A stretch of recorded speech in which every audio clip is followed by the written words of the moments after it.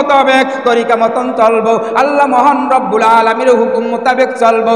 ওরে দাও ওরে নবীর উম্মতের দল শুনিয়া নাও, ওই বান্দার যখন মৃত্যুর সময় আসবে, ওই মোমেন বান্দার মৃত্যুর সময় যখন গণাই আসবে, মহান রব্বুল আলামিন আজরাইল আলাইহিস সালামকে পাঠিয়ে দেবেন।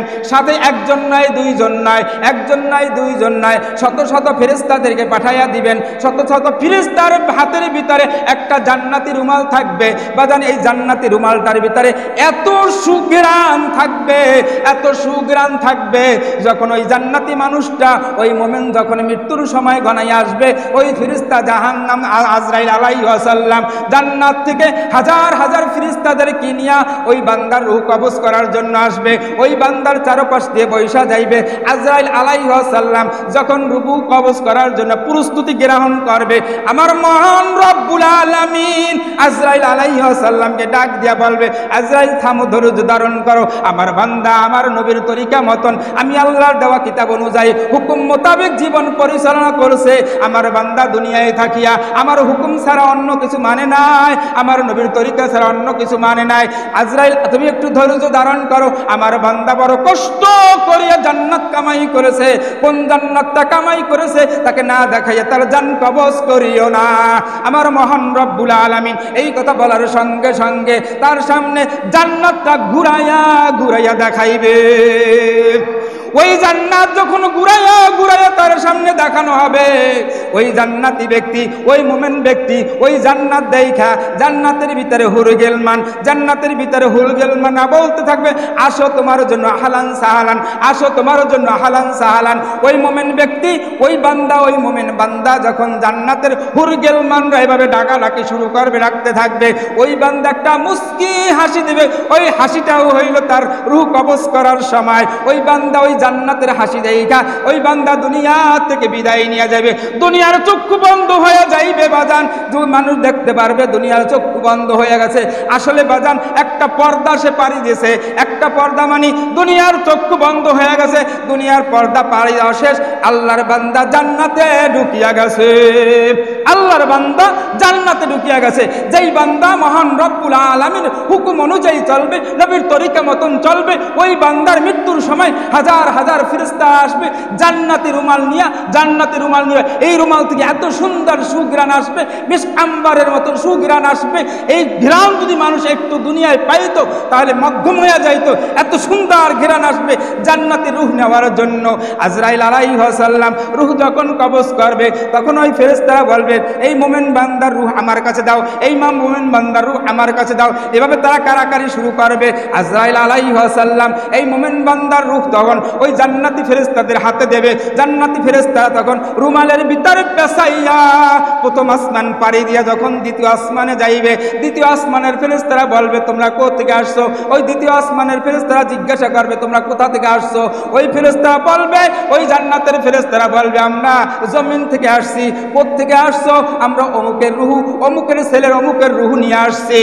আহলান সাহলান জানাইবে। ওই আসমান পাড়ি দিয়ে যখন দ্বিতীয় আসমানে যাইবে, দ্বিতীয় আসমান থেকে তৃতীয় আসমান, তৃতীয় আসমান থেকে চতুর্থ আসমান, এভাবে করতে করতে মহান রব্বুল আলামিন আরশ মহল্লায় যখন যাইয়া পুজবে, আরশ মহল্লায় যখন যাইয়া পুজবে, মহান রব্বুল আলামিন বলবে, আমার এই মুমিন বান্দার, এই মুমিন বান্দার রূহ জান্নাতের ভিতরে দিয়া দাও।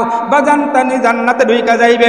ওই মানুষটা দুনিয়ায় লাশ হইয়া পড়িয়া থাকবে, মানুষটাকে গোসল করানো হবে, মানুষটাকে তারপর দাপন কাপন করা হবে।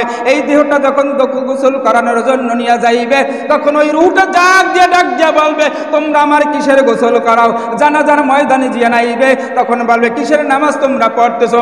কবরের দিকে নিয়ে যাইবে, তোমরা কিসের নামাজ পড়তেছো? তোমরা কি দেখো না আমার কবরটা মহান রব্বুল আলামিন জান্নাতের বাগান বানায়া রাখছে? কিসের জানাজা পড়তেছো? কিসের গোসল তোমরা আমাকে দিতেছো? তোমরা কি দেখো না আমার কবরটা আমার মহান রব্বুল আলামিন জান্নাতের বাগান বানায়া রাখছে? এ নবীর উম্মতের দল আল্লাহর গোলাম, মহান রব্বুল আলামিন যারা নাফরমানি করবে, আল্লাহর হুকুম অনুযায়ী চলবে না, নবীর তরিকা মতন যারা চলবে না, ওই বান্দার রূহ যখন কবজ করার জন্য আজরাইল আলাইহিস সালাম মহান রব্বুল আলামিন পাঠিয়ে দিবেন, সাথে সাথে তার সঙ্গে সঙ্গে হাজার হাজার জাহান্নামী ফেরেশতাদেরকে পাঠিয়ে দেবে। যাও জাহান্নামের ফেরেশতারা যাও, আমার এই নাফরমান, এই সুত্তর ঘুষখোর নাফরমান, এই দুনিয়া আমার হুকুম পালন করে নাই, আমার নবীর তরিকা মতন চলে নাই, আমার এই বান্দার রূহ কবজ করিয়ে নিয়ে আসো। যখন আজরাইল আলাইহিস সালাম রূহ কবজ করার জন্য ওই বান্দার প্রস্তুতি গ্রহণ করবে, আমার মহান রব্বুল আলামিন ডাক দিয়ে বলবেন, আজরাইল ধৈর্য ধারণ করো, আমার বান্দা বড় কষ্ট করিয়া জাহান্নাম কামাই করছে, এই জাহান্নাম না দেখাইয়া আমার বান্দার রূহ কবজ করিও না। মহান রব্বুল আলামিন এই হুকুম বলার সঙ্গে সঙ্গে আজরাইল আলাইহিস সালাম ক্ষান্ত হয়ে যাইবে। জাহান্নামের ফেরেশতারা ওই নাফরমান, সুত্তর, ঘুষখোর, বিড়িখোর, বেনামাজি এর সামনে জাহান্নামটা ঘুরাইয়া ঘুরাইয়া দেখতে থাকবে। ওই বান্দা যখন দেখবে জাহান্নামের আগুন ধাউ ধাউ করিয়া জাহান্নামের আগুন জ্বলতেছে, ওই বান্দার চোখ উল্টা যাইবে, পানির পিপাসা লাগবে। কিতাব সাক্ষী দেয়, ওই বান্দাকে যখন তাম পৃথিবীর পানি যদি দেওয়া হয় তবু ওই বান্দার পানির পিপাসা মিটবে না, এত পানির পিপাসা সেই সময় লাগবে, এত ঘামাইবে তাকে। ওই বান্দা উল্টি পাল্টি মারবে, চোখ তাড়াইয়া যাইবে। ওই বান্দা এমন কিছু নিয়ম নর্মা দেখাইবে যে ওই বান্দার সামনে জাহান্নাম দেখানো হইতেছে। আর মুমিন বান্দার মৃত্যুর সময় যখন হবে, মুমিন বান্দা মায়ের কোলে যেমন শিশু দুধ খাইতে খাইতে ঘুমাইয়া পড়ে, মুমিন বান্দা তেমনি ঘুমাইয়া পড়বে। আর ওই জাহান্নামী বান্দার যখন জান কবজের কথা শুরু হইয়া যাইবে, তখন ওই বান্দার চোখ উল্টাইয়া যাইবে, উল্টি পাল্টি খাইবে, ঘামাইয়া যাইবে, অস্থির হইয়া যাইবে। ওই বান্দাকে যখন তাম পৃথিবীর পানি যদি দেওয়া হয় তবু তার পানির পিপাসা মিটবে না। ও নবীর উম্মতের দল, এখন নিজের বিবেকের কাছে প্রশ্ন করো, মুমিন হইয়া যাইবা না মাওলার নাফরমান বান্দা হইয়া কবরে যাইবা? নিজের বিবেকের কাছে প্রশ্ন করো। মুমিন বান্দা হইয়া যদি যাইতে চাও, আল্লাহর হুকুম নবীর তরিকা মতন মাইনা, তারপরে নিজেকে মুমিন দাবি করে মুমিন বানাইয়া তারপরে দিও অন্ধকার কবরে রওয়ানা। মহান রব্বুল আলামিন আমাদের সকলকে মুমিন হইয়া অন্ধকার কবরে যাওয়ার তৌফিক দেন। সকলে বলি আমিন। মহান রব্বুল আলামিন আমাদের সকলকে কবুল করেন, মাফ করে দেন। সকলে বলি আমিন। যারা শেষে আসছি 4 রাকাত কবুল করেন।